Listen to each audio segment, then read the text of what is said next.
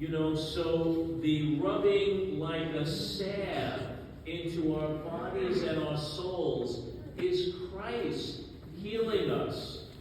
A sacrament is the extension or prolongation of Christ. We are healed by our contact with Christ. Jesus smears this on the blind man's eyes, and he tells him, go and wash in the pool of Siloam, S-I-L-O-A-M.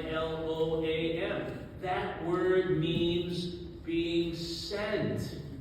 The Father sent Jesus. Jesus is now sending the blind man, and by extension, all of us. How do we come to see in the world